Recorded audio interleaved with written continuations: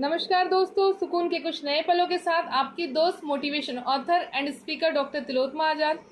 आज के इस सेशन में हम चर्चा करने जा रहे हैं कि जीवन में हर पल कैसे सुखी रहा जाए, जीवन में हर पल कैसे आनंदित रहा जाए।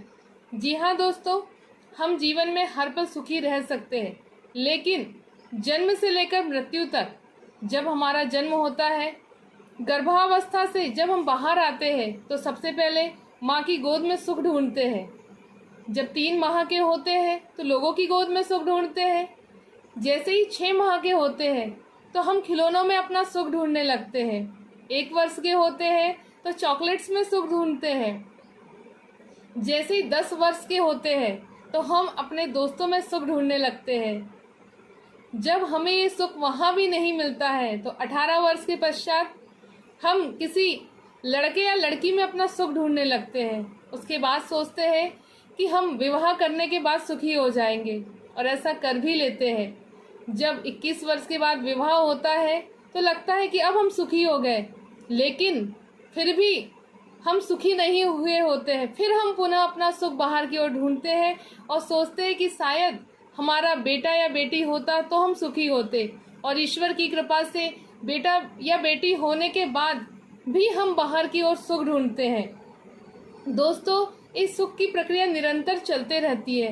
एक रिक्शा वाला, जब उससे पूछा गया कि क्या आप सुखी हो, तो कहता है कि मैं तो सुखी नहीं हूँ क्योंकि मैं रिक्शा चलाता हूँ। सुखी तो वो है जिनके पास बड़ी बड़ी गाड़ियाँ हैं। बड़ी गाड़ी वाले से पूछा गया कि क्या आप सुखी है, तो कहने लगा सुखी तो वो है जिनके पास बड़ी बड़ी फैक्ट्रियाँ हैं। जब फैक्ट्री वाले से पूछा गया कि क्या आप सुखी है, तो उन्होंने कहा कि अभी तो सिर्फ एक फैक्ट्री है, जब बहुत सारी फैक्ट्री होगी तब मैं सुखी होगा। और जब बहुत सारी फैक्ट्री वालों से पूछा गया कि क्या आप सुखी है, तो कहने लगे कि काश कुछ और होता तो मैं सुखी होता।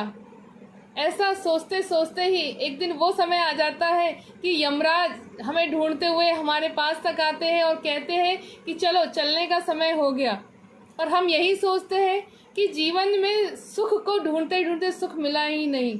दोस्तों, जब हमारा जीवन हमें मिला था तभी इस निराकार परमपिता परमेश्वर, इसे आप जिस भी नाम से पुकारना चाहे, अल्लाह, गोविंद, ईसा मसीह, ये हमारे साथ अंशात्मा के रूप में हमारे साथ थी।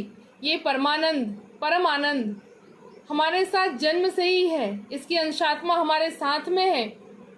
और जब हम अंतर्मुखी होते हैं, हमारा ध्यान अंदर की ओर होता है, तब हम इसके साथ जुड़े हुए होते हैं। और जब जब हम इसके साथ जुड़े होते हैं तो हम सुखी होते हैं और आनंदित होते हैं। चाहे वो बचपन में ये ज्ञान हमें प्राप्त हो या फिर अंत तक हम सुख की तलाश में ढूंढते रहे, ये निर्णय हमारा है।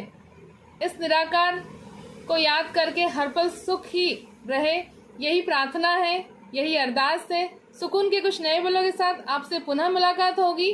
तब तक के लिए जय हिंद, जय भारत। आपको मेरा वीडियो पसंद आए तो इसे लाइक, सब्सक्राइब और शेयर करना ना भूलिए।